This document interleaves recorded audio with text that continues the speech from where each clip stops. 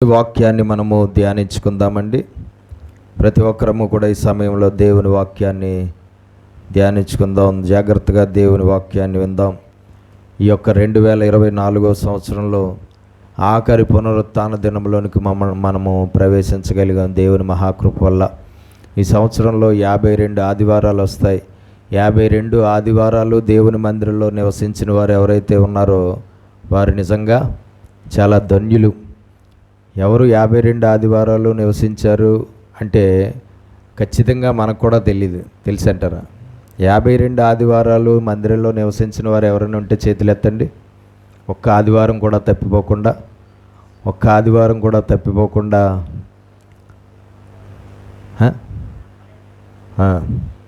చూడండి, ఇక్కడ ఉన్నటువంటి వారిలో రండి లోపల కుర్చీ ఖాళీగా ఉంటే చేయబడమ్మా సిస్టర్ గారికి. దేవునికి మహిమ కలుగును గాక. ఒక సంవత్సరంలో 52 ఆదివారాలు వస్తాయి. క్రైస్తవులు 52 ఆదివారాలు దేవుని మందిరంలో నివసించిన వారుగా ఉంటే వారు చాలా ధన్యులు. వారు ఆశీర్వదించబడతారు, వారు దీవించబడతారు. ఒకవేళ కొన్ని ఆదివారాలు దేవుని మందిరంలో నివసించలేని వారుగా ఉంటే వాళ్ళకు కొన్ని ఆశీర్వాదాలు తగ్గుతాయి. లేదంటే సగం ఆదివారాలు నివసిస్తే వాళ్ళకు కూడా ఆశీర్వాదాలు తగ్గుతాయి. ఎందుకంటే ఏదైనా మనము కొలిచిన కొలత ప్రకారంగానే మనకును తిరిగి కొలవబడుతుంది అని దేవుని వాక్యంలో రాయబడిన ప్రకారంగా మరి మనం సంపూర్ణులు అవ్వాలి. దేవుని పిల్లలుగా ఉన్న మనం ప్రతి విషయంలోనూ సంపూర్ణులు అవ్వాలి. ఆదివారం మందిరానికి వెళ్ళే విషయంలో సంపూర్ణులు అవ్వాలి, విశ్వాసంలో సంపూర్ణులు అవ్వాలి, అలాగే మనం ప్రార్థనా జీవితంలో సంపూర్ణులు అవ్వాలి, దేవునికి అర్పణలు అర్పించే విషయంలో సంపూర్ణులు అవ్వాలి, పరిచర్య చేసే విషయంలో సంపూర్ణులు అవ్వాలి, ఆత్మ ఫలాల విషయంలో సంపూర్ణులు అవ్వాలి. ఇలా చెప్పుకుంటూ వెళ్తే ప్రతి విషయంలోనూ దేవుని పిల్లలు ఏమవ్వాలి? సంపూర్ణులు అవ్వాలి. సంపూర్ణులు అవుటికే మనం పిలువబడ్డాం. సంపూర్ణులుగా ఉండుటకే, పరిపూర్ణులుగా ఉండుటకే మనము పిలువబడ్డాము అని దేవుని వాక్యంలో రాయబడి. కాబట్టి మనం అందరము కూడా ఎట్టి పరిస్థితుల్లోనూ కూడా ఇది చేయడానికి వీలు లేదు. దేవుని సన్నిధిలో మనము నివసించి దేవుని వాక్యాన్ని నేర్చుకుందాం, దేవుని వాక్యాన్ని విందాం. మనం చూస్తున్నాము బైబిల్లో రాయబడినటువంటి పాపముల గురించి మనము చూస్తున్నాం. దేవుని యొక్క పరిశుద్ధ గ్రంథంలో పాపములు అని తెలియపరిచేవి ఏవైతే ఉన్నాయో వాటిని మనం వెతుకుతూ ఉన్నాం దేవుని ఆత్మ సహాయంతో. ఇప్పటి వరకు మనము రాయబడిన గ్రంథంలో చాలా రకాలైన పాపాల గురించి మనము తెలుసుకోవడం అనేది జరిగింది, నేర్చుకోవడం అనేది జరిగింది. ఇంకా దేవుని యొక్క పరిశుద్ధ గ్రంథాల్లో ఏ ఏ పనులు పాపాలుగా కనబడుతున్నాయో మనము చూడడానికి ప్రయత్నము చేద్దాము. దేవుని వాక్యాన్ని మనం నేర్చుకుందాం. 1 తెస్సలోనికీయులకు రాసినటువంటి పత్రిక 2వ అధ్యాయం 3-5 వచనాలు. తెస్సలోనికీయులకు రాసినటువంటి మొదటి పత్రిక 2వ అధ్యాయం 3-5 వచనాలు ఒకరు చదవండి.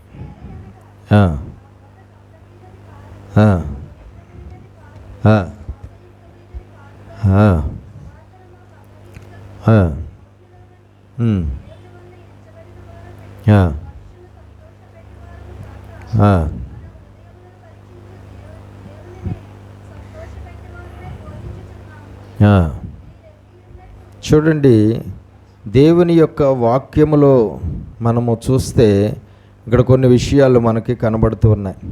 అపోస్తలుడైన పౌలు తెస్సలోనికీయ సంఘానికి పత్రిక రాస్తూ ఆయన తెలియపరుస్తున్న మాటలు ఏమిటి అంటే ఇక్కడ చదవండి మళ్ళీ ఒకసారి. 2వ అధ్యాయం 3 నుంచి.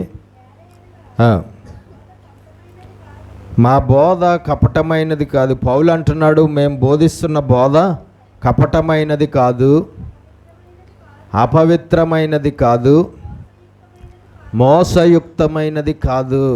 కపటమైన బోధ బోధించడము పాపము, మోసయుక్తమైన బోధ బోధించుట పాపము, అలాగే అపవిత్రమైన బోధ బోధించుట పాపము. అపవిత్రమైన బోధ బోధిస్తుంటే ఆ బోధకులు పాపులు, వారు బోధించే బోధ పాపము.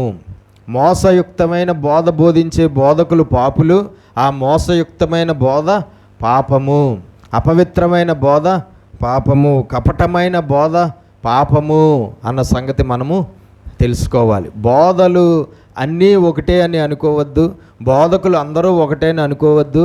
వారి బోధలు కూడా అన్నీ ఒకటే అని, అన్నీ పవిత్రమైనవని, అన్నీ కరెక్ట్ అయినవని అని ఎట్టి పరిస్థితుల్లోనూ ఎప్పుడు అనుకోవడానికి వీల్లేదు. పౌలు ఏమంటున్నాడు చదవండి.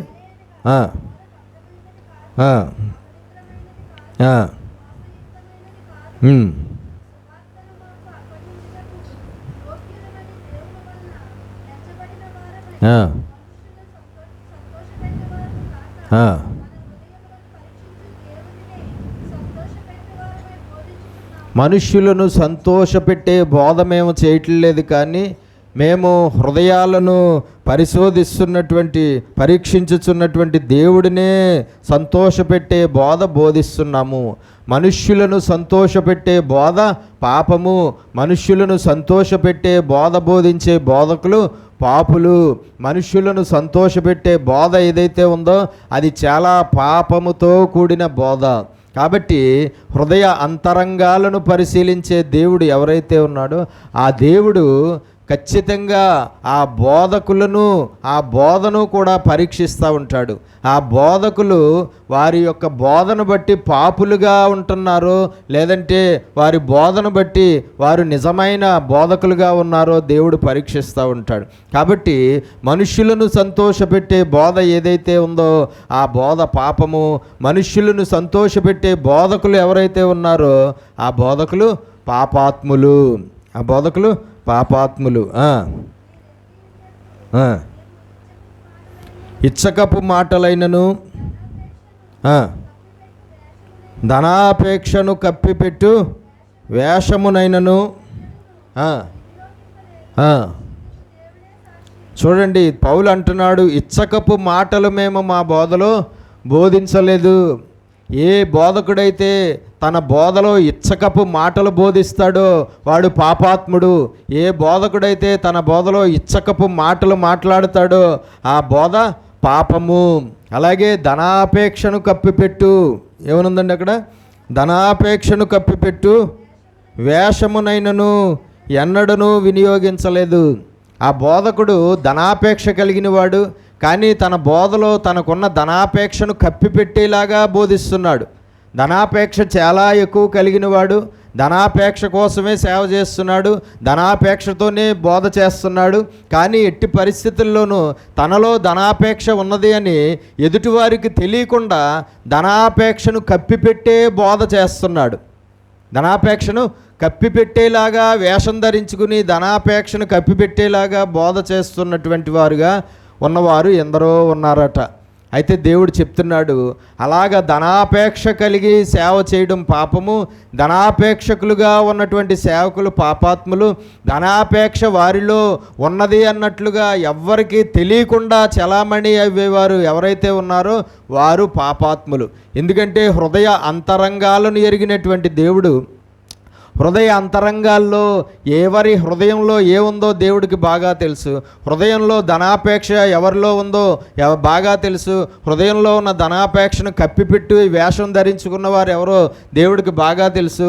హృదయంలో ఉన్న ధనాపేక్ష ఎట్టి పరిస్థితుల్లోనూ బయటపడకుండా మేనేజ్ చేస్తున్నవారు, బోధిస్తున్నవారు, చలామణి అవుతున్నవారు ఎవరో దేవుడికి బాగా తెలుసు. దేవునికి మహిమ కలుగునుగాక. హల్లెలూయా.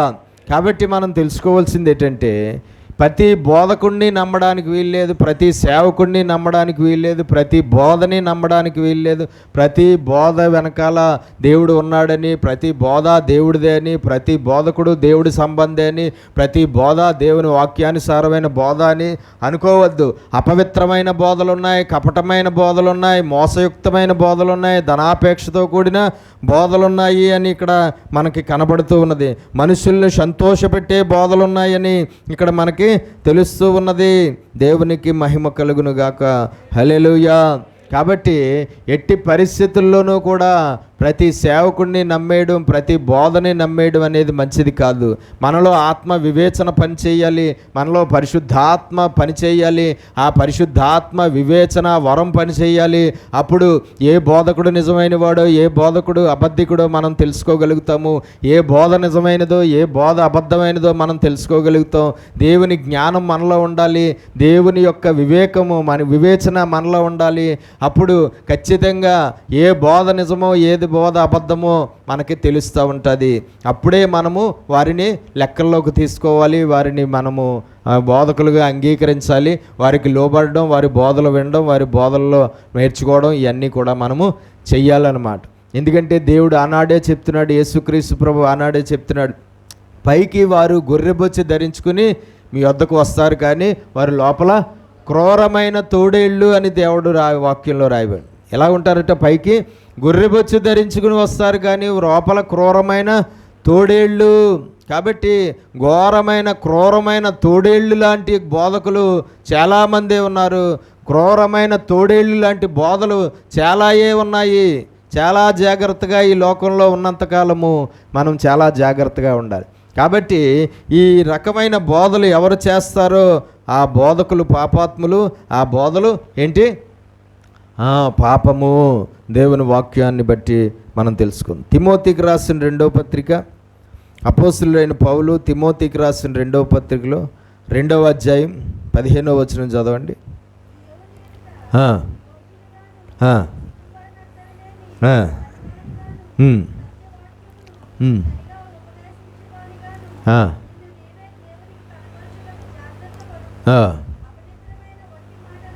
అపవిత్రమైన ఒట్టి మాటలకు విముఖుడవై ఉండుము.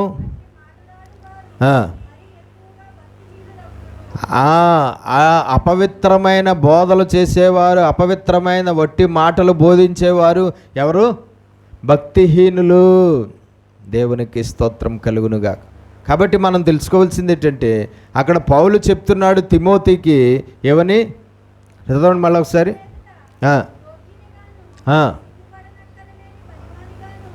యోగ్యుడైన బోధకుడుగా, యోగ్యుడైన సేవకుడుగా నువ్వు ఉండు. సిగ్గుపడనక్కర్లేని బోధకుడుగా నువ్వు ఉండు. సత్యవాక్యాన్ని సరిగా ఉపదేశించేవాడిగా నువ్వు ఉండు. సత్యవాక్యాన్ని సరిగా ఉపదేశించేవారిగా ఈనాడు చాలామంది లేరు. సత్యవాక్యాన్ని సరిగా బోధించకుండా, సత్యవాక్యాన్ని సరిగా ఉపదేశించకుండా, సత్యవాక్యాన్ని కలిపివేసి చెరిపివేసే బోధకులు ఎందరో ఉన్నారని కూడా వాక్యంలో వ్రాయబడింది. దేవునికి స్తోత్రం. సత్యవాక్యాన్ని కలిపివేసి చెరిపివేసి వారు ఆ వాక్యంలో లేని విషయాలు ఆ వాక్యంలో పెట్టి, వాక్యంలో ఉన్న విషయాలు ఆ వాక్యంలో నుండి తీసివేసి బోధించే బోధకులు ఉన్నారు. వీళ్ళందరూ ఎవరంటే దేవుని దృష్టికి పాపాత్ములు. వీళ్ళందరూ ఆ బోధలు చేయడం వల్ల వారు దేవుని దృష్టికి ఏమవుతున్నారు? పాపాత్ములు అవుతున్నారు. దేవునికి మహిమ కలుగునుగాక. హల్లెలూయా. కాబట్టి మనం తెలుసుకోవాల్సింది ఏంటంటే, ఎట్టి పరిస్థితుల్లోనూ అలాంటి బోధలు ఉండడానికి వీల్లేదు. అలాంటి బోధకులు ఏమాత్రమో కూడా ఉండడానికి వీల్లేదు. వారు పాపులుగా ఎంచబడతారు. 4వ అధ్యాయం 2 నుంచి చదవండి.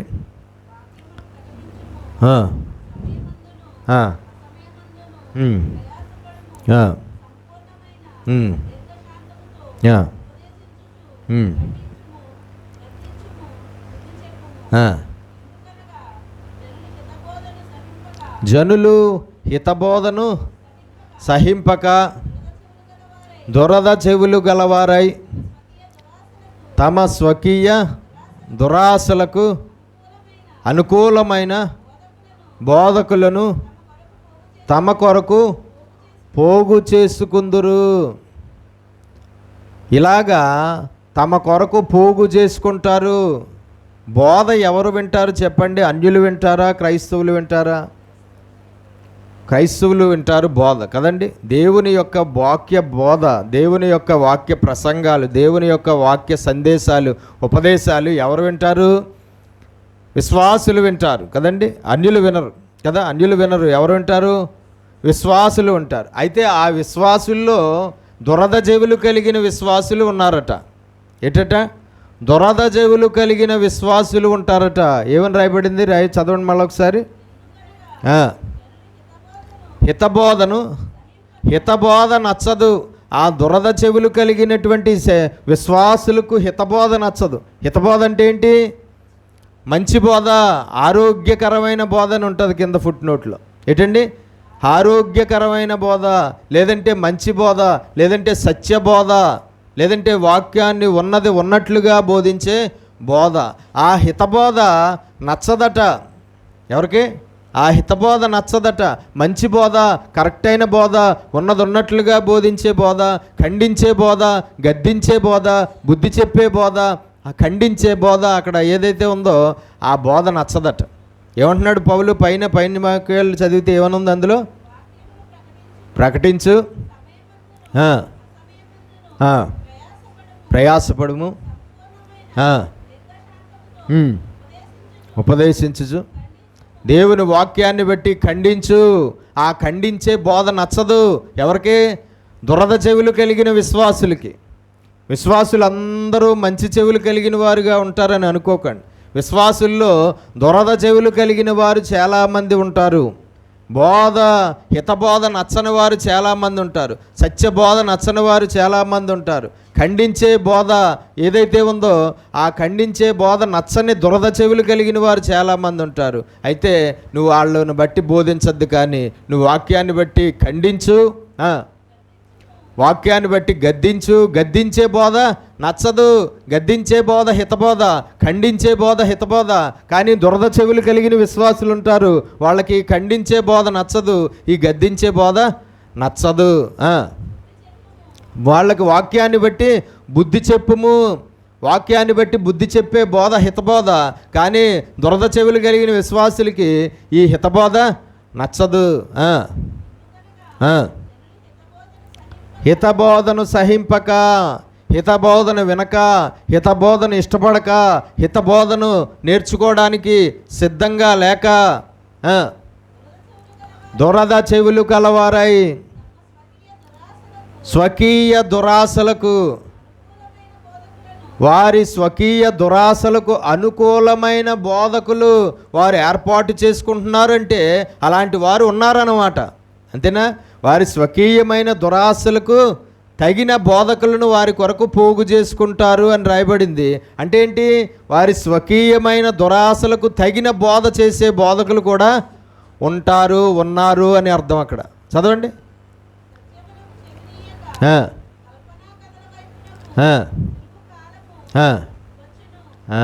దేవునికి మనుష్యులను బట్టి బోధించే బోధకులు ఉన్నారు, వారు పాపాత్ములు. మనుష్యుల్ని సంతోషపెట్టే బోధలు చేసేవారు ఉన్నారు, వారు పాపాత్ములు. మనుషుల యొక్క స్వకీయ దురాశలకు తగినట్లుగా బోధించేవారు ఉన్నారు, వారు పాపాత్ములు. వారి బోధ పాపము. అటువంటి వారు దేవుని రాజ్యానికి హక్కుదారులు అవ్వలేరు. అటువంటి బోధకులు ఎట్టి పరిస్థితుల్లోనూ దేవుడి నిత్య జీవాన్ని సంపాదించుకోలేరు. అటువంటి వారు ఏమాత్రము సేవలో ఫలించలేరు. అటువంటి బోధకులకు ఎట్టి పరిస్థితుల్లోనూ పరలోకంలో నివసించే అవకాశము ఇవ్వదు. ఏమంటాడు యేసుక్రీస్తు ప్రభు వారు? మనకు తెలుసు, ఆ సువార్తలో మనం మత్తయి సువార్తలో చూస్తే ఆ 23వ అధ్యాయంలో శాస్త్రులతోనూ పరిసయ్యులతోనూ ఆయన ఏమంటాడు? పరలోక రాజ్యమునకు మీరు వెళ్ళరు, వెళ్ళేవారిని వెళ్ళనివ్వరు అని ఉంటుంది. దేవునికి మహిమ కలుగునుగాక. కాబట్టి ఈ శాస్త్రులు, ఈ పరిసయ్యులు, ఈ బోధకులు ఎలాంటి వారు ఉన్నారంటే ఈనాడు పరలోక రాజ్యానికి వాళ్ళు వెళ్ళరు. వాళ్ళు వెళ్ళేలాగా వాళ్ళ జీవితాలు ఉండవు, వాళ్ళు వెళ్ళేలాగా వాళ్ళ బోధలు ఉండవు, వాళ్ళు వెళ్ళేలాగా వాళ్ళ పరిచర్య లేదు. వాళ్ళతో పాటు జనాలను కూడా వెళ్ళనకుండా చేసేస్తారట. వారి పాపంతో కూడిన బోధల వల్ల, వారి పాపంతో కూడిన జీవితం వల్ల, పాపంతో కూడిన సేవ వల్ల వారు వెళ్ళరు, వెళ్ళేవారిని వెళ్ళనివ్వరు అని రాయబడింది. దేవునికి స్తోత్రం కలుగునుగా. కాబట్టి దేవుడి వాక్యంలో చాలా స్పష్టంగా ఉంది, అలాంటి బోధకులు ఎవరైతే ఉంటారో వారు పరలోకం చేరరు. అబద్ధ బోధకులు ఎవరైతే ఉంటారో వారు పరలోకం చేరరు, ఎందుకంటే వారు పాపాత్ములు. అబద్ధ బోధలు ఎవరైతే చేస్తారో వారు పరలోకం చేరరు, ఎందుకంటే వాళ్ళు పాపాత్ములు, వాళ్ళ బోధలు పాపముతో నిండినవి.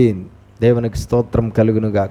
కాబట్టి మనం తెలుసుకోవాల్సింది ఏంటంటే ఎట్టి పరిస్థితుల్లోనూ కూడా అటువంటి బోధనలు మనము వినడానికి వీలు లేదు, అటువంటి బోధకుల్ని మనము వెంబడించడానికి వీలు లేదు. ఎంతో ఘోరమైనటువంటి వారు ఉన్నారు బోధకుల్లో.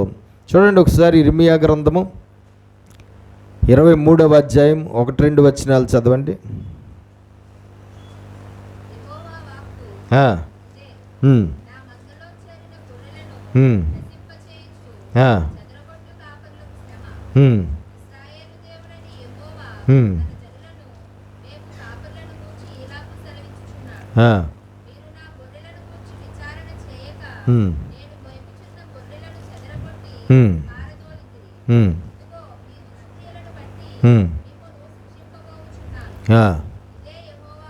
చూడండి ఇర్మియా గ్రంథము 23వ అధ్యాయం 1-2 వచనాలు చదివితే ఏమనుంది అక్కడ? ఏమనుంది? ఎవరి కోసం రాయబడిన మాటలని మనకు అర్థమయ్యాయి మనం చదివినప్పుడు? కాపర్ల కోసం రాయబడిన మాటలు అని మనకు అర్థమయ్యాయి. ఏం చదవండి ఒకసారి మళ్ళా.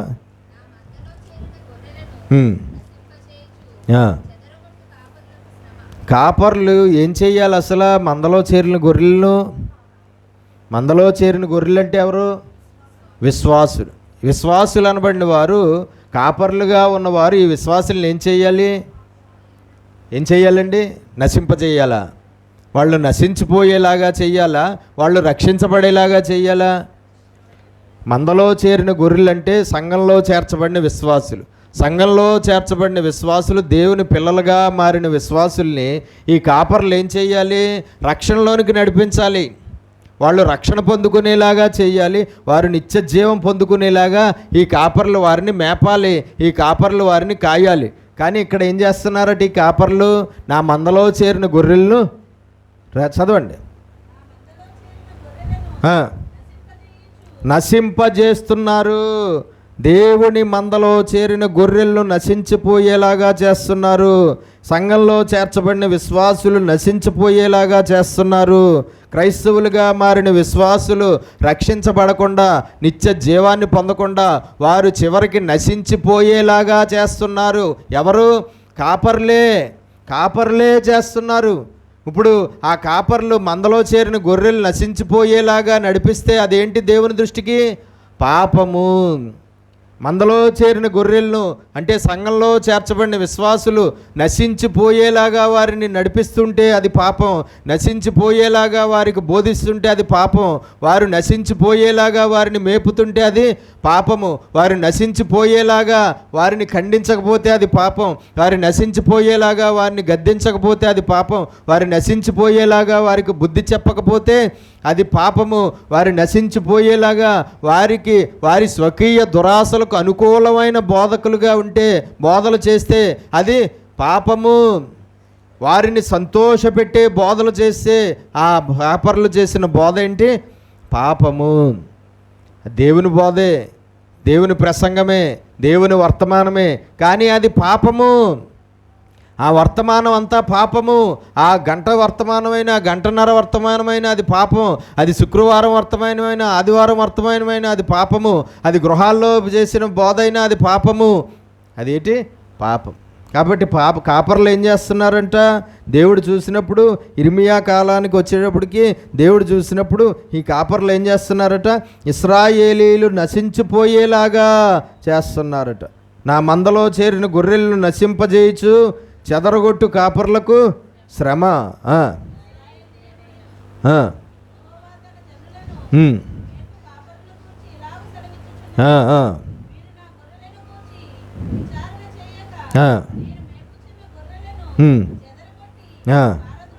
నేను మేపుచున్న గొర్రెలను చెదరగొట్టి పారద్రోలితిరి. మీ దుష్క్రియలను బట్టి నేను మిమ్మల్ని శిక్షించబోచున్నాను. ఎవరిని శిక్షించబోస్తున్నాను అంటున్నాడు? కాపర్లను. దుష్క్రియలు అని ఎవరిని అంటున్నాడు? అంటున్నాడు? కాపరుల క్రియలు దుష్క్రియలు అంటున్నాడు. కాబట్టి ఈ దుష్క్రియలు కలిగిన కాపర్లు ఎవరైతే ఉన్నారో వారందరూ పాపాత్ములు. ఈ దుష్క్రియలు కలిగిన కాపర్లు ఎవరైతే ఉన్నారో వాళ్ళు చేసే బోధ పాపముతో నిండిన బోధ. కాబట్టి దేవుడు ఏం చేస్తాడట? ఆ పాపానికి జీతంగా శిక్ష విధించబోచున్నాను.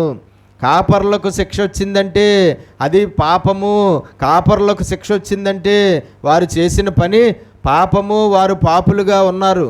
దేవుడు శిక్షించేటప్పుడు కాపర్లని విశ్వాసులని తేడా చూపిస్తాడా? చూపించడు కదండి. దేవుడికి పక్షపాతము లేదు. ఆశీర్వదించేటప్పుడైనా సరే, శిక్షించేటప్పుడైనా సరే ఎట్టి పరిస్థితుల్లోనూ విశ్వాసులని సేవకులని పక్షపాతము చూపించడు.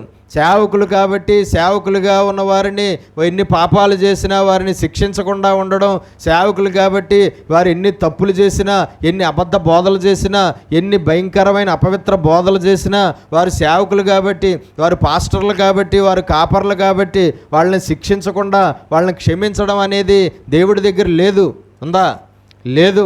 ఇంకా వాక్యంలో రాయబడింది, బోధకులైన మనకు మరి కఠినమైన తీర్పు అని ఉంది. బోధకులకి ఏంటంటే కఠినమైన తీర్పు, అతి కఠినమైన తీర్పు. ఎందుకంటే ఆ బోధ వల్ల చాలామంది నాశనం అయిపోతున్నారు కాబట్టి ఆ నాశనం అయిపోయే బోధ బోధించేవారు ఏమవుతారు? కఠినమైన తీర్పు పొందుతారు, కఠినాతి కఠినమైన శిక్షలు అనుభవిస్తారు. యేసుక్రీస్తు ప్రభు సువార్తల్లో మనం రాయబడింది, కొంతమంది వచ్చి అంటారట ఆనాడు పైకి వచ్చిన తర్వాత ఏమంటారు, నీ నామంలో మేము ప్రవచించలేదా? నీ నామంలో దెయ్యాలను వెళ్ళగొట్టలేదా? నీ నామంలో స్వస్థపరచలేదా?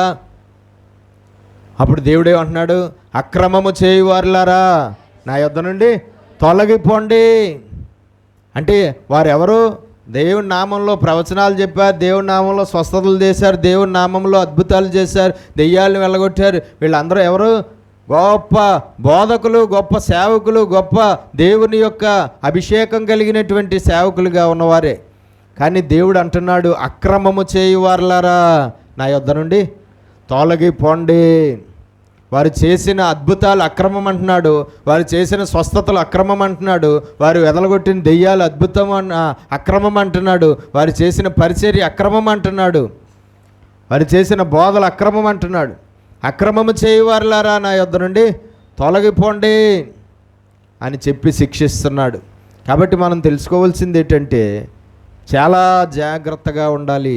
భయంకరమైనటువంటి పరిచర్యలు కనబడుతున్నాయి భూమి మీద, భయంకరమైన సేవలు కనబడుతున్నాయి, భయంకరమైన సేవకులు కనబడుతున్నారు, భయంకరమైన బోధలు కనబడుతున్నాయి, భయంకరమైనటువంటి అపవిత్రమైన బోధలు, మోసయుక్తమైన బోధలు, కపటమైన బోధలు, వాక్యాన్ని కలిపివేసి చెరిపివేసి బోధించే బోధలు.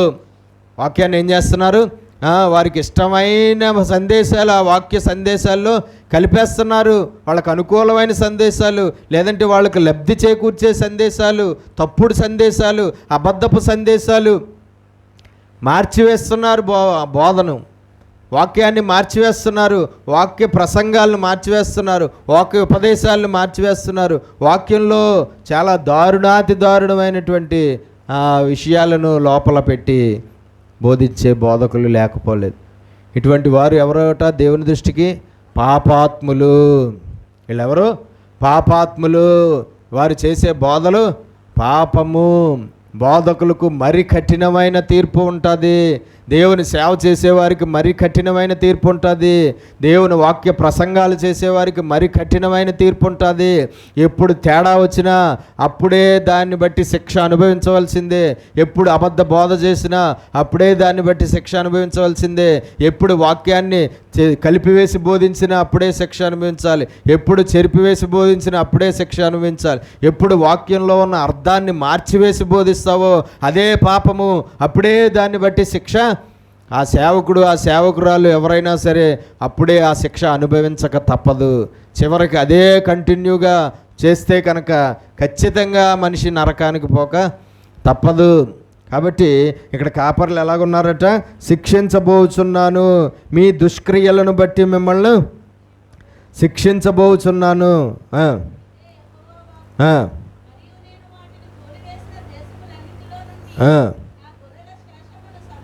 సమకూర్చి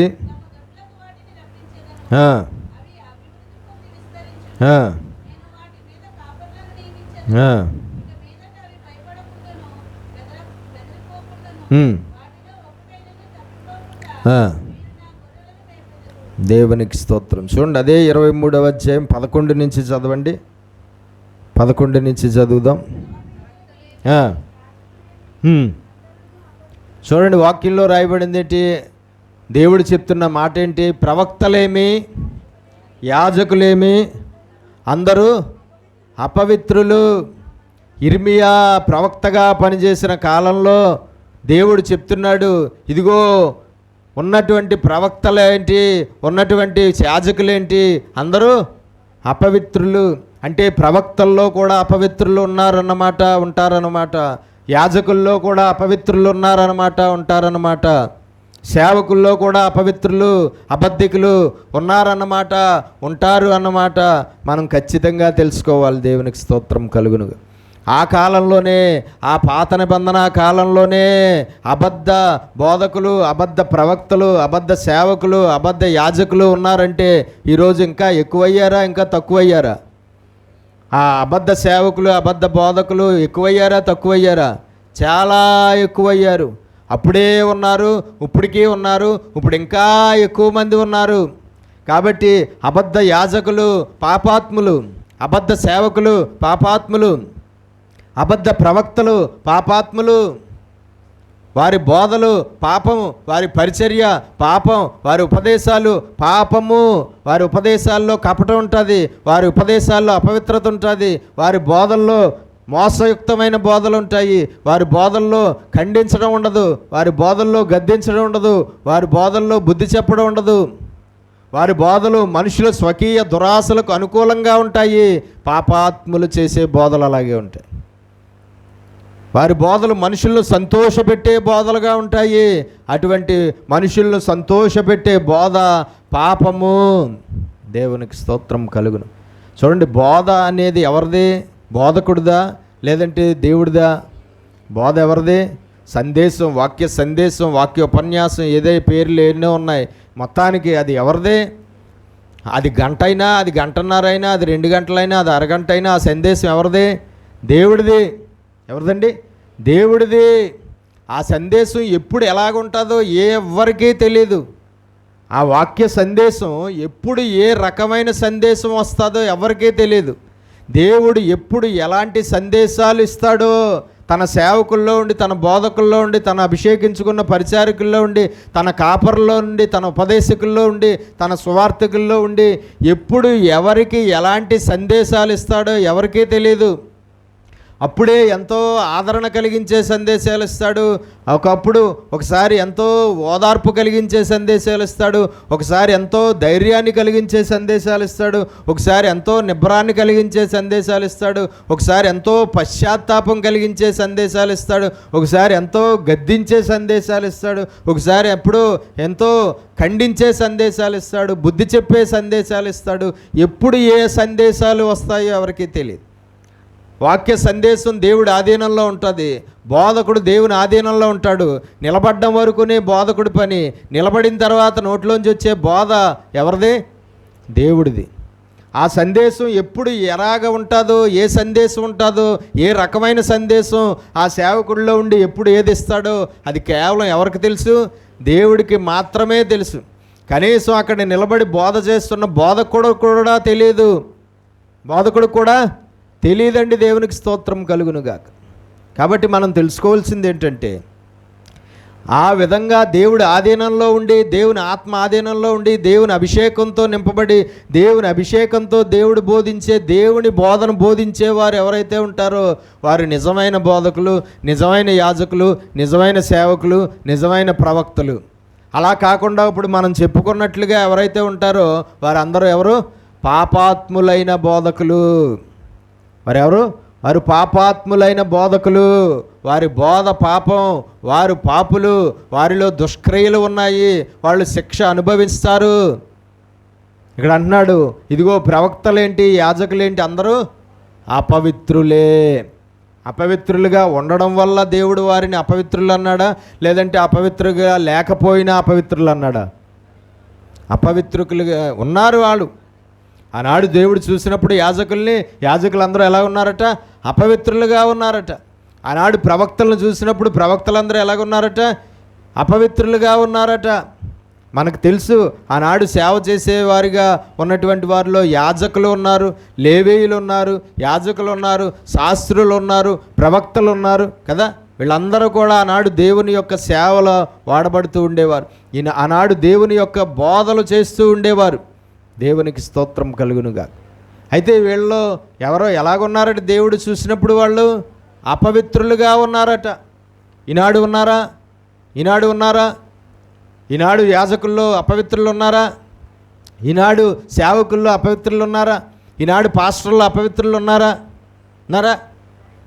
బోల్డ్ మంది ఉన్నారు. వందలో అపవిత్రులైన పాస్టర్లే ఎక్కువ మంది ఉంటారు. ఒక 100 మంది పాస్టర్లో పవిత్రులైన పాస్టర్లు ఎక్కువ మంది ఉంటారా, అపవిత్రులైన పాస్టర్లు ఎక్కువ మంది ఉంటారంటే ఖచ్చితంగా అపవిత్రులైన పాస్టర్లే, అపవిత్రులైన సేవకులే, అపవిత్రులైన యాజకులే ఎక్కువ మంది ఉంటారు.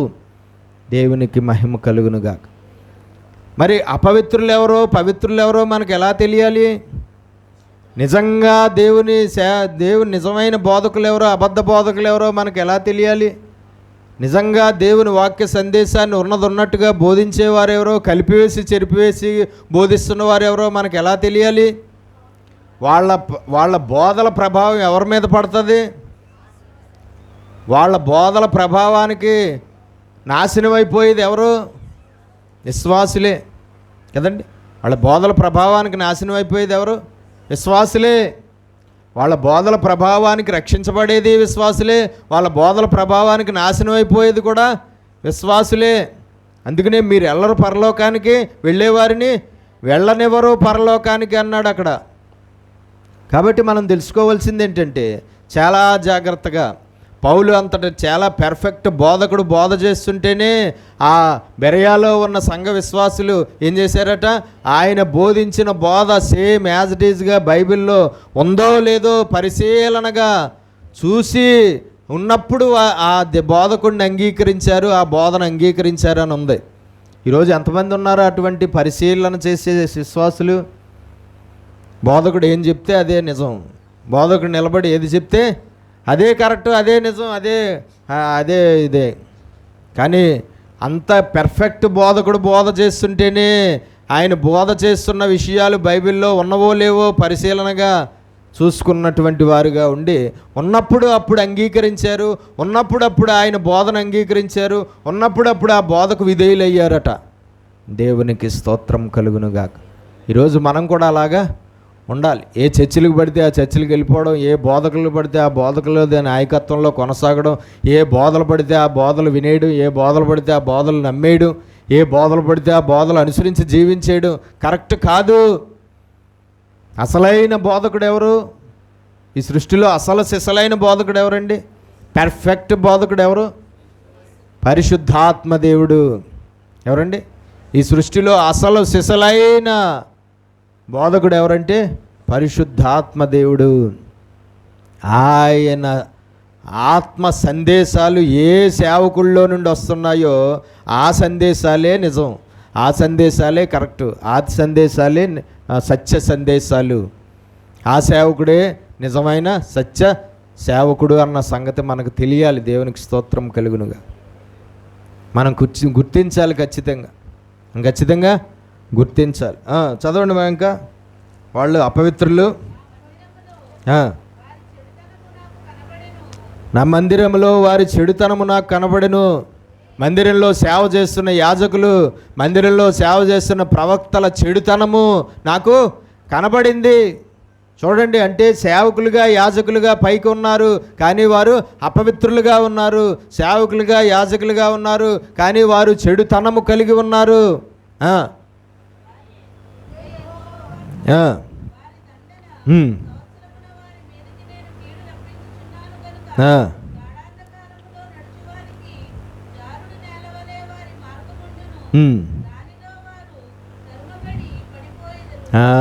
వారి మీదకి నేను కీడు రప్పించబోచున్నాను.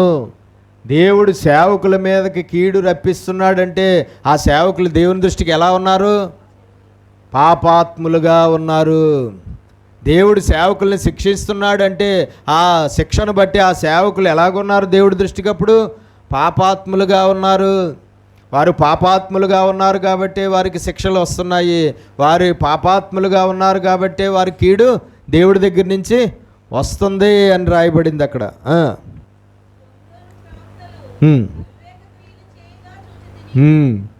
ప్రవక్తలే కానీ అవివేకమైన క్రియలు చేస్తున్నారు, అది పాపము.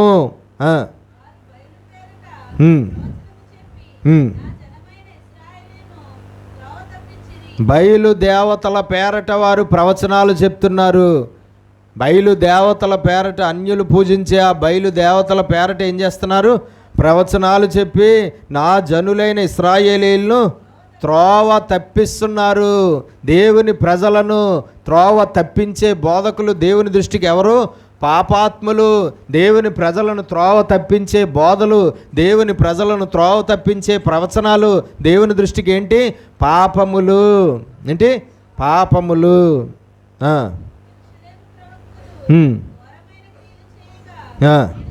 యెరూషలేములో ఉన్న ప్రవక్తలు ఘోరమైన క్రియలు, పాపపు క్రియలు, దుష్క్రియలు, ఘోరమైన దేవునికి విరోధమైన క్రియలు వాళ్ళు కలిగి ఉన్నారు అంటున్నాడు దేవుడు.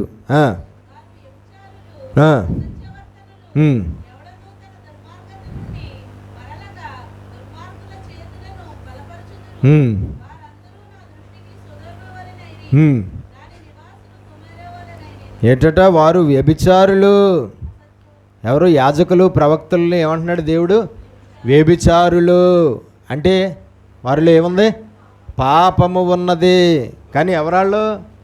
యాజకులు, ప్రవక్తలు. కానీ ఏముంది? పాపం ఉన్నది. ఏమంటున్నాడు దేవుడు? వారిని వ్యభిచారులు అంటున్నాడు. అందుకనే దేవుడు వారిని శిక్షిస్తాను అంటున్నాడు. వ్యభిచారులు, అసత్యవర్తనులు. సత్యవంతులు కాదు. ఎవరట? అసత్యవర్తనులు. యేసుక్రీస్తు గురించి ఒక చోట ఒక మాట రాయబడింది, నీవు సత్యవంతుడవు అంటారు చాలామంది. నీవు సత్యవంతుడువు, మొహమాటము లేనివాడువు అని అంటారు యేసుక్రీస్తు. సేవకుడు అన్నవాడు ఎలాగుండాలి? సత్యవంతుడిగా ఉండాలి. ఇక్కడ దేవుని సేవకులుగా ఉన్నవారిని దేవుడు ఏమంటున్నాడు? అసత్యవంతులు అంటున్నాడు. అసత్యవంతులుగా సేవకుడు ఉండడం అదేంటి? దేవుని దృష్టికి పాపము. ఏంటి? పాపము.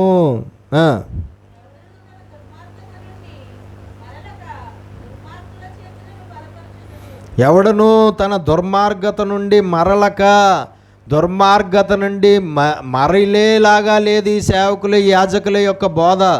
విశ్వాసులుగా ఉన్నటువంటి వారు, దుర్మార్గులుగా ఉన్నవారు, మనుషులుగా ఉన్నటువంటి వారు, దుర్మార్గులుగా ఉన్నవారు, పాపులుగా ఉన్నవారు, దుష్టులుగా ఉన్నవారు, వీళ్ళ బోధల వల్ల ఏమవ్వాలి? దేవుని వైపు మరలాలి.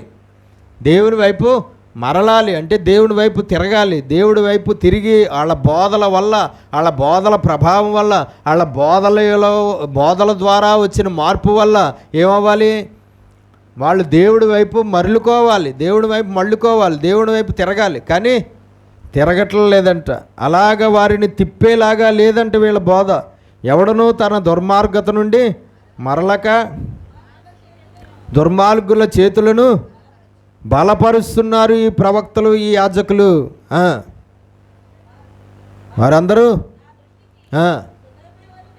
సొదొమ వలె ఉన్నారు.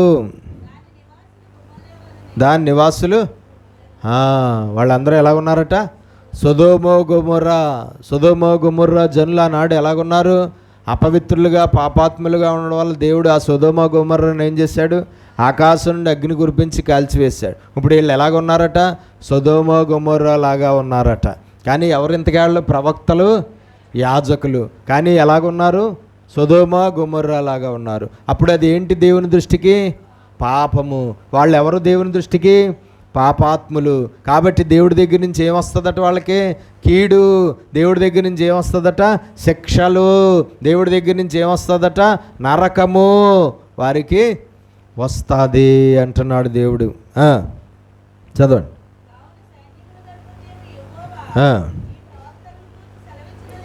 దేవుడు ఆ ప్రవక్తల గురించి ఆ రోజు సెలవిచ్చింది ఏంటో చూద్దాం.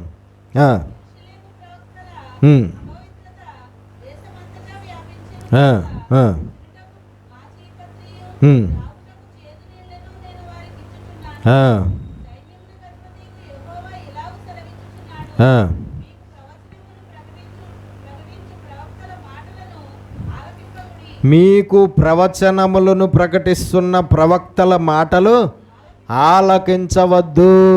అంటున్నాడు. కాబట్టి అలాంటి అబద్ధ బోధకుల బోధ ఆలకించకూడదు, అలాంటి అబద్ధ ప్రవక్తల ప్రవచనాలు ఆలకించకూడదు, అలాంటి అబద్ధికులైనటువంటి సేవకులను ఫాలో అవ్వకూడదు, అలాంటి అబద్ధికులైన సేవకులను, అపవిత్రులైన సేవకులను, దుష్టులైన సేవకులను వెంబడించకూడదు, వారి నాయకత్వంలో కొనసాగకూడదు. వారి నాయకత్వంలో ఏం చేయకూడదండి? కొనసాగకూడదు. ఖచ్చితంగా వారికి దూరంగా ఉండాలి అంటున్నాడు దేవుడు దేవుని ప్రజలతో. ఏమంటున్నాడు? మీకు ప్రవచనములు ప్రకటించు ప్రవక్తల మాటలను ఆలకించవద్దు.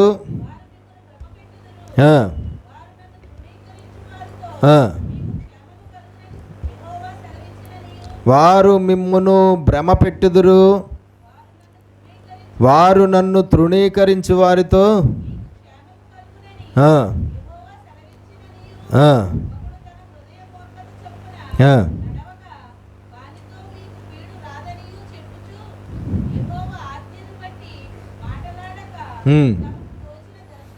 తోచిన దర్శనములను బట్టి పలుకుదురు. చూడండి, ఈ అబద్ధ ప్రవక్తలు ఎలాగ ఉన్నారట? అబద్ధ ప్రవచనాలు చెప్తున్నారట మనుషులకు. వీళ్ళు అబద్ధ ప్రవచనాలతో మనుషుల్ని ఏం చేస్తున్నారట? దేవుని ప్రజలు ఏం చేస్తున్నారట? భ్రమ పెట్టుచున్నారంట. ఏం చేస్తున్నారట వాళ్ళు? నన్ను తృణీకరించి వారితో, దేవుని ప్రజల్లో దేవుణ్ణి తృణీకరించే వారు ఎవరైతే ఉన్నారో, లేదంటే దేవునికి విరోధంగా, దేవుని ధర్మశాస్త్రానికి విరోధంగా ఎవరైతే ప్రవర్తించేవారిగా ఉన్నారో ఆ కాలంలో, వారితో అంటున్నారట, మీకు క్షేమము కలుగునని యెహోవా సెలవిచ్చిననియు. వాళ్ళతో ఏం చెప్తున్నారట? వాళ్ళు ఆ దేవుని ప్రజలైన ఇశ్రాయేలులో కొంతమంది ఎలాగున్నారట? దేవునికి విరోధమైన మార్గంలో ప్రయాణం చేస్తూ ఉన్నారట. వారు దేవునికి విరోధమైన మార్గంలో ప్రయాణం చేస్తూ ఉంటే ఈ అబద్ధ ప్రవక్తలు వెళ్ళి ఏం చెప్తున్నారట వాళ్ళతో? మీకు క్షేమము కలుగును అని చెప్తున్నారట. దేవుడు మీకు క్షేమం కలుగుతుందని చూపిస్తున్నాడు. దేవుడు మీకు క్షేమం కలుగుతుందని తెలియపరుస్తున్నాడు. మీరు ఆశీర్వదించబడతారని, మీరు దీవించబడతారని, మీకు అద్భుతాలు జరుగుతాయని, మీ కుటుంబంలో మేలులు జరుగుతాయని దేవుడు నాకు తెలియపరుస్తున్నాడు, దేవుడు నాకు చూపిస్తున్నాడు అని చెప్పి వాళ్ళని భ్రమ పెడుతున్నారు. కానీ ఏం జరుగుతుంది అసలు? దేవునికి విరోధమైన మార్గంలో ప్రయాణం చేసే దేవుని ప్రజలైనటువంటి వారికి దేవుడు ఏం చేస్తాడు? ఖచ్చితంగా ఘోరాతి ఘోరమైన శ్రమలు, శోధనలు, కష్టాలు, బాధలు, ఇరుకులు, ఇబ్బందులు, శిక్షలు కలగజేస్తాడు. వాళ్ళకి క్షేమం కలగదు. దేవుడి దగ్గర నుంచి వాళ్ళకి ఏం రాదు? క్షేమము, ఆశీర్వాదం రాదు. కానీ దేవునికి ఆయాసకరంగా ఉన్న విశ్వాసుల దగ్గరికి వెళ్ళి ఏం చెప్తున్నారట? వాళ్ళు అబద్ధ ప్రవచనాలు చెప్తున్నారు. ఏంటి? మీకు శిక్షలు రావు, కానీ మీకు ఏమొస్తాయి? క్షేమం వస్తుంది. మీకు కీడు రాదు, కానీ మీకు ఏం రాబోతుంది?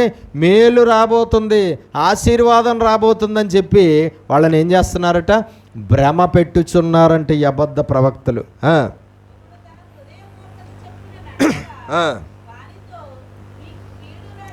దేవుని ప్రజలుగా ఉన్నటువంటి వారు హృదయ మూర్ఖత చొప్పున నడుస్తున్నారు.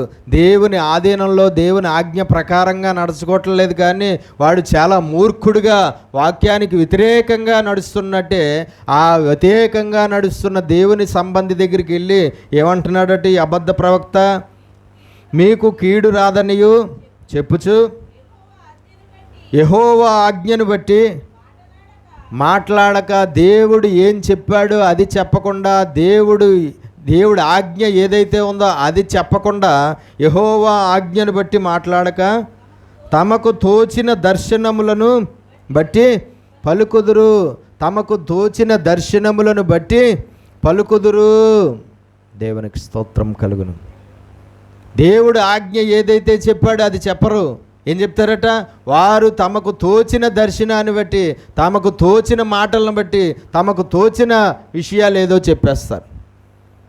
ఆ మనుషుల్ని బట్టి మాట్లాడుతూ ఉంటారు, లేదంటే వాళ్ళ ద్వారా వీళ్ళకి వచ్చే లబ్ధిని బట్టి మాట్లాడుతూ ఉంటారు. వాళ్ళు కీడు రావాల్సిన వాడికి కీడు రాదు, క్షేమం కలుగుతుంది అని చెప్తున్నాడట. క్షేమం కలగవలసిన వారికి ఏమో మీకు క్షేమం రాదు, కీడు రాబోతుంది, చెడు రాబోతుంది అని చెప్తారట. ఎవరు? ఈ అబద్ధ ప్రవక్తలు. ప్రవచనములు, ప్రవచన వరము అనేది ఇప్పుడు ఉంది కదండి. ప్రవచన వరము అనేది ఉందా? అప్పుడు ఎవరి వరం అది? ఆత్మవరము కదండి. ఆత్మవరముల్లో ఒకటి ఏంటది? ప్రవచన వరము. ఈ ప్రవచనములు అనేవి ఎన్ని రకాలో చెప్పగలరా? ఇప్పుడు ప్రస్తుతం రన్నింగ్లో ఉన్న ప్రవచనాలు ఎన్ని రకాలైన ప్రవచనాలు? అబద్ధ ప్రవచనాలు ఏంటండి? సొంత ప్రవచనాలు. చూడండి, దేవుని ప్రవచనాలు ఒక రకం, దుష్టుడి ప్రవచనాలు రెండో రకం, మనుషుల ప్రవచనాలు మూడో రకం. ప్రవచనాల్లో 3 రకాలు ఉన్నాయి. ఏంటి? దేవుని ప్రవచనాలు, రెండోది దుష్టుడి ప్రవచనాలు, మూడోది మనుష్యుల ప్రవచనాలు, అంటే వాళ్ళ సొంత ప్రవచనాలు. ఈ మూడిట్లో ఏది కరెక్టు? దేవుని ప్రవచనములు కరెక్టు. కానీ దేవుని ప్రవచనముల స్థానంలో దుష్టుడి ప్రవచనాలు పనిచేస్తున్నాయి, మనుష్యుల ప్రవచనాలు కూడా పనిచేస్తున్నాయి. ఇప్పుడు ఈ దుష్టుడి ప్రవచనాలు ప్రవచించేవారు పాపాత్ములు, మనుష్యుల ప్రవచనాలు వాళ్ళ సొంత ప్రవచనాలు ప్రవచించేవారు కూడా పాపాత్ములు. ఎవరు కరెక్టు?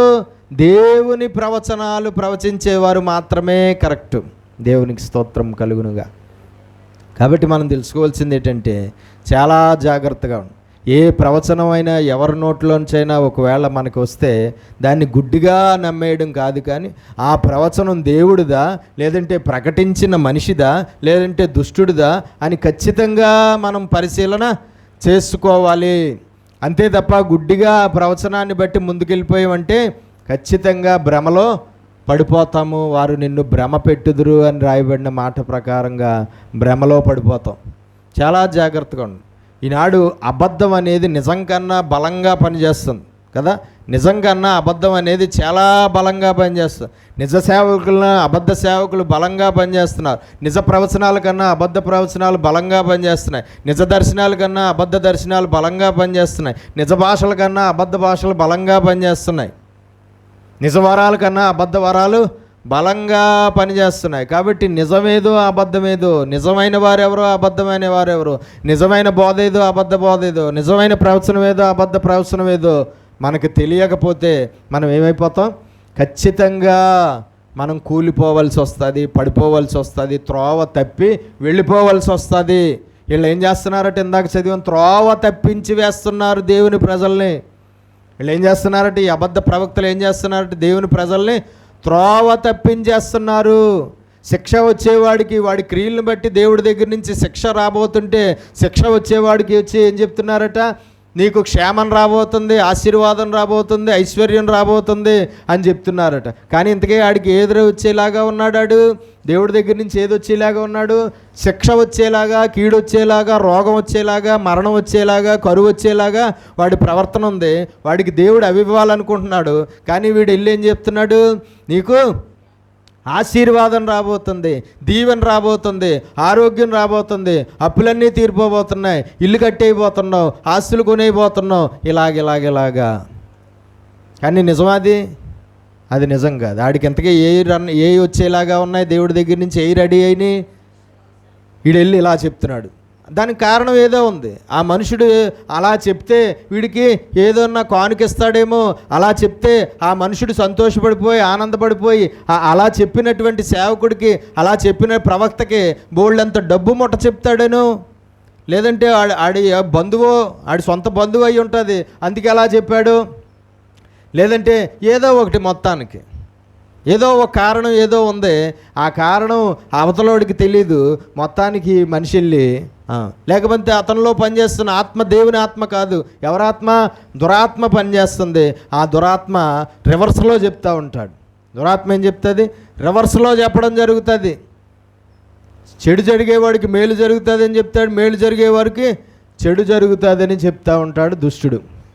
సొంత బోధ, మనుషులు సొంత ప్రవచనాలు ఉంటాయి. ఇంకా ఈ దేవుడి కాదు, దుష్టుడి కాదు, వాళ్ళ సొంత, వాళ్ళ హృదయ ఆలోచన తగినట్టుగా వారి హృదయ తలంపుల్లో నుంచి వచ్చేస్తుందంటే ఏదో ఒక ప్రవచనం.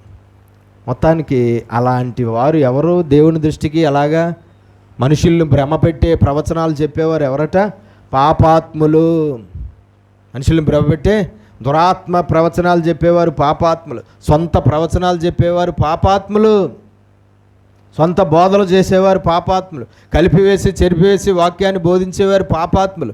మోసకరమైన బోధలు చేసేవారు పాపాత్ములు. కపటమైన బోధలు చేసేవారు పాపాత్ములు. ధనాపేక్షను కప్పిపెట్టే బోధలు చేసేవారు పాపాత్ములు. అపవిత్రమైన బోధలు చేసేవారు పాపాత్ములు. మనుషులు సంతోషపెట్టే బోధలు చేసేవారు పాపాత్ములు. మనుషుల స్వకీయ దురాశలకు తగినట్లుగా బోధ చేసేవారు పాపాత్ములు. దేవునికి స్తోత్రం కలుగునుగాక. వారు చేసే సేవ పాపం, వారు బోధించే బోధ పాపం, వారు చెప్పే ప్రవచనాలు పాపం, వారు చూసే దర్శనాలు పాపం, వారు చేసే క్రియలు పాపము. పాపం వల్ల వచ్చు జీతము సేవకుడికైనా విశ్వాసికైనా అన్యుడికైనా పాపం వల్ల వచ్చు జీతము మరణమే.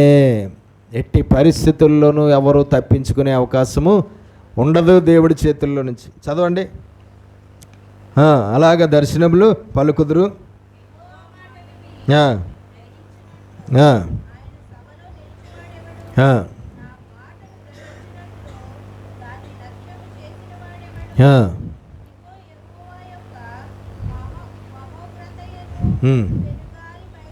అలాంటి సేవకుల మీదకి, అలాంటి యాజకుల మీదకి, అలాంటి ప్రవక్తల మీదకి దేవుని మహా ఉగ్రత పెనుగాలి వలె బయలుదేరి వెళ్ళుచున్నది అంటున్నాడు.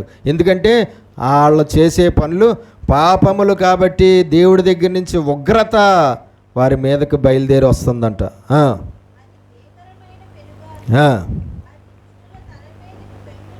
దిగును.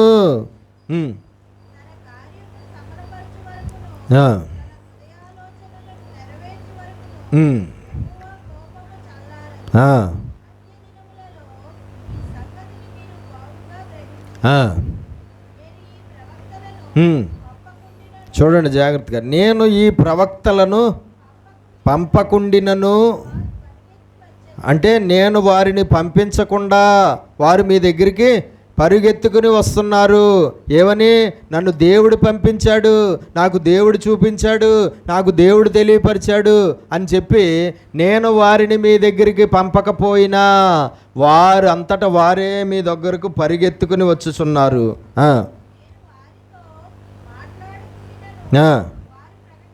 నేను వారితో నేను మాట్లాడకపోయినను నా మాటలుగా వారు మీకు వారి మాటలను ప్రకటిస్తున్నారు.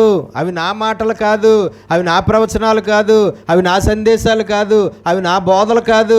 కానీ వారు మీ దగ్గరికి నా సేవకులుగా, నా బోధకులుగా, నా ప్రవక్తలుగా పరుగెత్తుకుని వచ్చి నేను చెప్పకపోయినా వారి సొంత మాటలు మీకు చెప్తున్నారు, సొంత బోధలు మీకు చెప్తున్నారు, సొంత ప్రవచనాలు మీకు చెప్తున్నారు.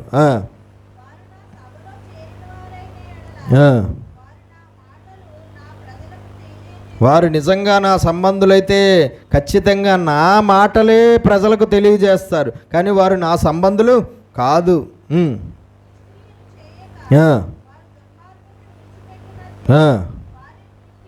దుష్క్రియలు చేయక వారు దుర్మార్గమును విడిచిపెట్లునట్లు వారిని, దేవుని ప్రజలను ఏం చేసేలాగా తిప్పేస్తున్నారట ఈ అబద్ధ సేవకులు, అబద్ధ బోధకులు, అబద్ధ యాజకులు?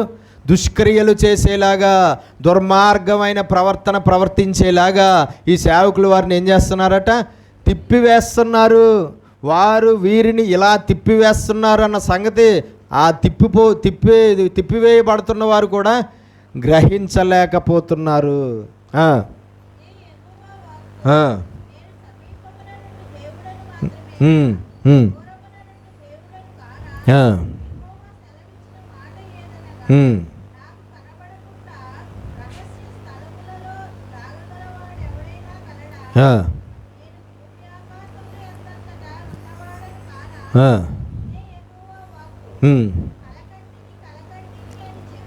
కళ వచ్చింది, కళ వచ్చింది, కళ వచ్చింది, దర్శనం వచ్చింది, దర్శనం వచ్చింది ఏంటి అని చెప్పుచు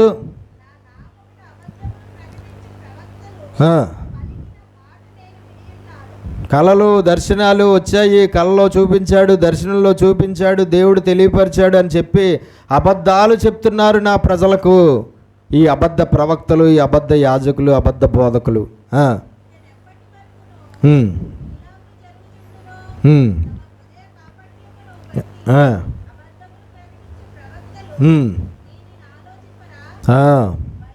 హృదయ కాఠిన్యంతో, హృదయ కాపట్యంతో, హృదయంలో ఉన్న కపటంతో అబద్ధాలు ప్రజలకు దేవుని పేరట ప్రకటిస్తున్న ప్రవక్తలు ఏ మాత్రము ఆలోచించట్లేదు. ఏ మాత్రం దీని పర్యవసానం ఏమవబోతుంది, దీని ప్రతిఫలం ఏం రాబోతుంది, ఇలాగ నేను సేవ చేయడం వల్ల, ఇలాగ అబద్ధాలు చెప్పడం వల్ల, అబద్ధ దర్శనాలు చెప్పడం వల్ల, అబద్ధ ప్రవచనాలు చెప్పడం వల్ల, అబద్ధ బోధలు చెప్పడం వల్ల నాకు ఏం జరగబోతుంది, నేను ఏం అవ్వబోతున్నాను అని ఆలోచించట్లేదు. అప్పటికప్పుడు స్వకీయ దురాశ, అప్పటికప్పుడు స్వకీయ లాభం, అప్పటికప్పుడు స్వకీయ అపేక్ష కోసం అలాగా దేవుడిని, దేవుని సేవని, దేవుని పరిచర్యని వాడుకుంటున్న వారు ఎందరో ఉన్నారంట.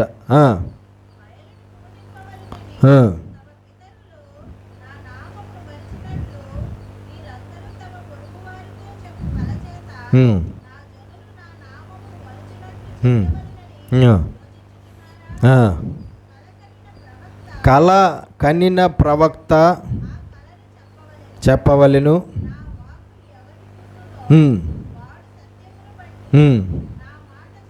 సత్యమును బట్టి నా వాక్కు, నా దర్శనం, నా యొక్క కళ, నా సందేశం, నా మెసేజ్ ఏదైతే ఉందో అందులో అదే చెప్పవలెను.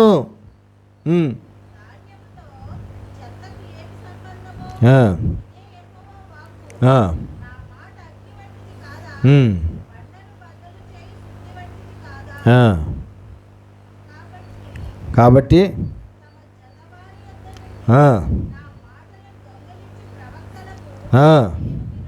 నా మాటలను దొంగిలించి అబద్ధాలు చెప్తున్న ప్రవక్తలకు నేను విరోధిని. ఇటువంటి అబద్ధ ప్రవక్తలకు, ఇటువంటి అబద్ధ సేవకులకు, అబద్ధ బోధకులకు, అబద్ధ యాజకులకు దేవుడు ఎవరట? విరోధి. ఎందుకంటే వారు చేస్తున్న పరిచర్య పాపం, వారు బోధిస్తున్న బోధ పాపం, వారు చెప్తున్న దర్శనాలు పాపం. వారు ఆ విధంగా మనుషులను భ్రమ పెట్టుచున్నారు కాబట్టి, త్రోవ తప్పించి వేస్తున్నారు కాబట్టి, వారు దేవుని దృష్టికి, వారి పరిచర్య దేవుని దృష్టికి పాపముగా ఎంచబడింది. కాబట్టి దేవుడి దృష్టికి వారు ఏమైపోయారు? విరోధులైపోయారు. దేవునికి విరోధులైపోయారు వాళ్ళు.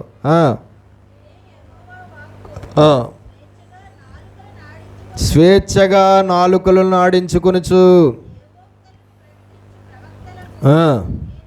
చాలా సులువుగా నాలుకను ఆడించి ఇష్టం వచ్చినట్లుగా ఉన్నది లేనిది దేవుడు చెప్పకపోయినా, దేవుడు చూపించకపోయినా, దేవుడు ఆజ్ఞాపించకపోయినా, లేదంటే ఇష్టం వచ్చినట్లుగా నాలుకలను ఆడించేసే దేవోక్తులను ప్రకటిస్తున్న ప్రవక్తలకు నేను విరోధిని.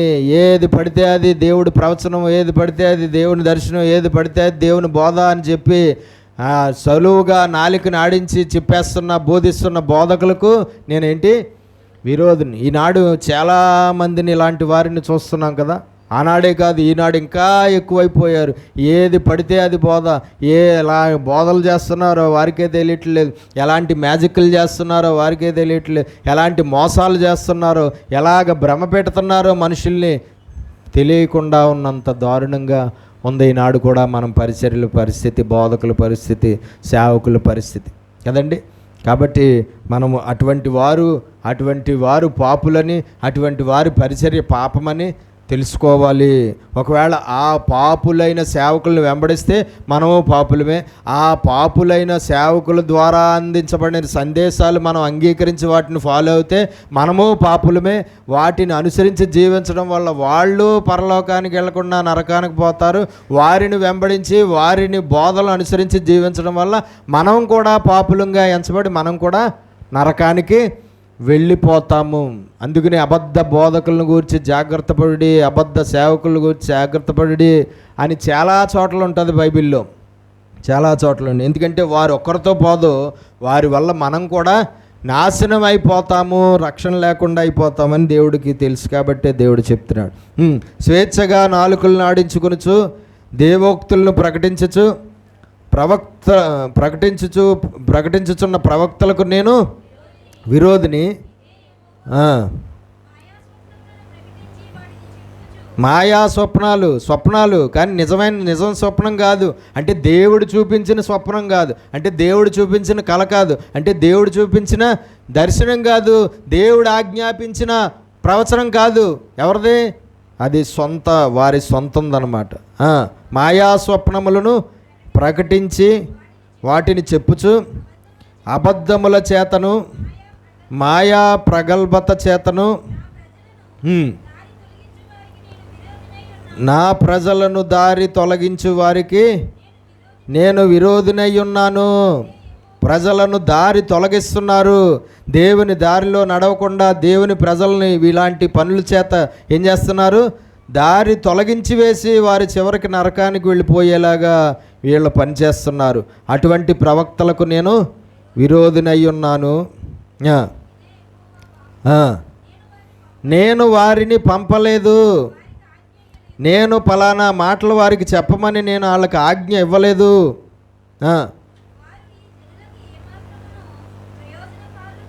వారు ఈ జనులకు ప్రయోజనమైన వారు కాదు. చాలు, దేవునికి మహిమ కలుగునుగాక. కాబట్టి మనం తెలుసుకోవాలి, చాలా జాగ్రత్తగా మనం గుర్తించాలి.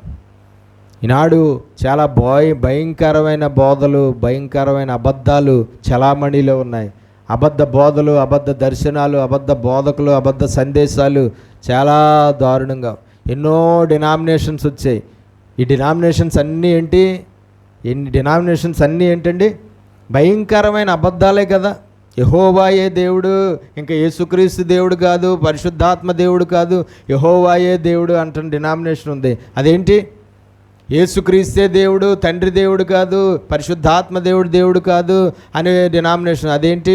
లేదంటే ఇప్పటికీ విశ్రాంతి దినం శనివారమే ఆచరించాలనే డినామినేషన్ ఏంటి? ఇలాగ ఎన్నెన్నో ఇవన్నీ ఏంటి? దేవునికి స్తోత్రం. కాబట్టి మనం తెలుసుకోవాలి, చాలా జాగ్రత్తగా మనం ఉండాలి.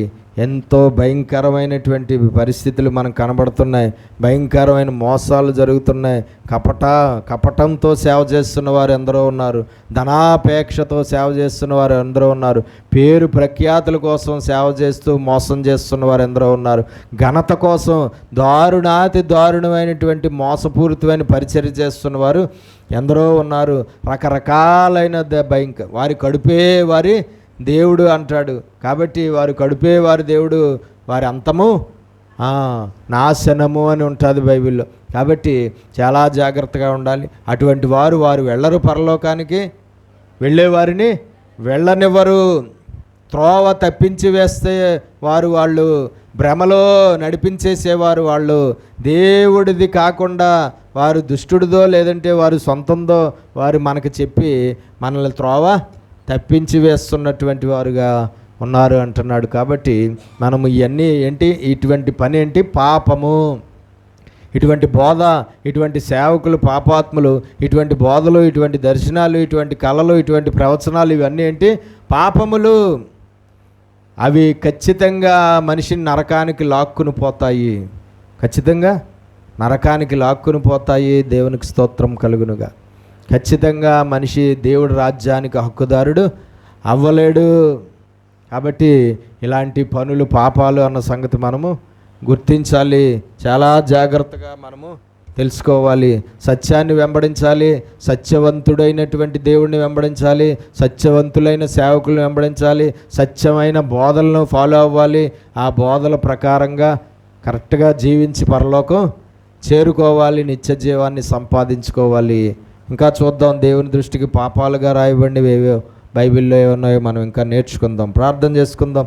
పరిశుద్ధుడైన మా ప్రియ పరలోకపు తండ్రి, నీ శ్రేష్టమైన ఘనమైన నామమును బట్టి మీకు స్తోత్రాలు అయ్యా. ఇదిగో ప్రభువా నాయనా, ఈనాడు నీ బైబిల్ గ్రంథంలో పాపాలుగా రాయబడినటువంటి వాటిని మేము చూస్తుండగా తండ్రి, అబద్ధ బోధలు పాపాలని, అబద్ధ దర్శనాలు పాపాలని, అబద్ధ కళలు పాపాలని, అబద్ధ ప్రవచనాలు పాపాలని, అబద్ధ వరాలు పాపాలని అయ్యా మాకు తెలియపరుస్తున్నావు తండ్రి. నీకు అబద్ధ బోధకులు పాపాత్ములని, అబద్ధ సేవకులు పాపాత్ములని, అబద్ధ కాపర్లు పాపాత్ములని అయ్యా తెలియపరుస్తున్నావు.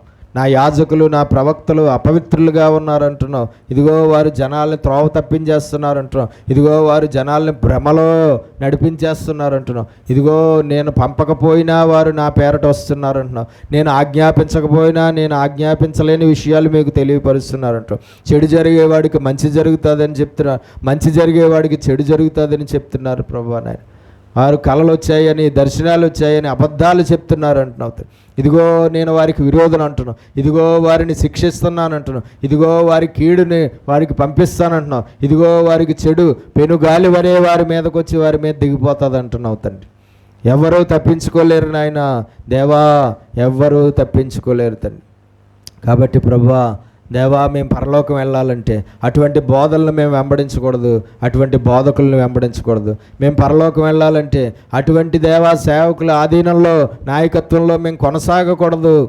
దేవా తండ్రి నాయన, ఎవరు ధనాపేక్ష కలిగిన సేవకులుగా ఉన్నారో, ఎవరు దేవా అబద్ధ దర్శనాలు, అబద్ధ ప్రవచనాలు, అబద్ధ బోధలు చేస్తున్న సేవకులుగా ఉన్నారు, ఎవరు వాక్యాన్ని కలిపివేసి చెరిపివేసి కపటమైన బోధలు చేస్తున్నారు, అపవిత్రమైన బోధలు చేస్తున్నారు, మోసకరమైన బోధలు చేస్తున్నారు, మనుషుల్ని సంతోషపెట్టే బోధలు చేస్తున్నారు, నువ్వు చెయ్యమన్న బోధలు చేయకుండా వారికి నచ్చిన బోధలు ఆ సమయానికి అనుకూలంగా ఎవరు చేస్తున్నారో, మనుషుల యొక్క స్వకీయ దురాశలకు అనుకూలమైన బోధలు ఎవరు చేస్తున్నారో అటువంటి బోధకులు, అటువంటి సేవకులు, అటువంటి పాస్టర్లు, అటువంటి కాపర్లు, అటువంటి వారందరూ పాపాత్ములని, వారు చేస్తున్న పరిచర్య పాపమని, వారు చేస్తున్నటువంటి పరిచర్యలో భాగంగా వారు చెప్పేవన్నీ పాపములని, అబద్ధములని నువ్వు తెలియపరుస్తున్నావు తండ్రి. కాబట్టి సత్యమేదో అసత్యమేదో, నిజమేదో అబద్ధమేదో మేము చాలా తేటగా తెలుసుకోవాలంటే నీ జ్ఞానం మాకు కావాలి, నీ వివేచన వరం మాలో పనిచేయాలి. అది కేవలం నీ ఆత్మ ద్వారానే మాకు దొరుకుతుంది. కాబట్టి నీ ఆత్మ అభిషేకం మేము పొందుకొని, ఆత్మ వివేచన వరాన్ని మేము పొందుకొని, జ్ఞానము, తెలివి, వివేకము, వివేచన కలిగి ఏది నిజమో ఏది అబద్ధమో తెలుసుకోవాలి. ఎవరు నిజమైన వారో ఎవరు అబద్ధికులో తెలుసుకోవాలి. ఎవరు మోసకరమైన వారో ఎవరు సాతాను సంబంధులో, ఎవరు బోధ అబద్ధమో అన్నీ తెలుసుకుని సత్య మార్గంలో, సత్యవాక్యంలో మేము ప్రయాణం చేసి పరలోకానికి చేరుకునేలాగా మాకు సహాయము చేసి మమ్మల్ని ఆత్మతో నడిపించమని యేసు పరిశుద్ధ నామముని ప్రార్థన అడిగి వేడుకుంటున్నాం పరమ తండ్రి. ఆమేన్.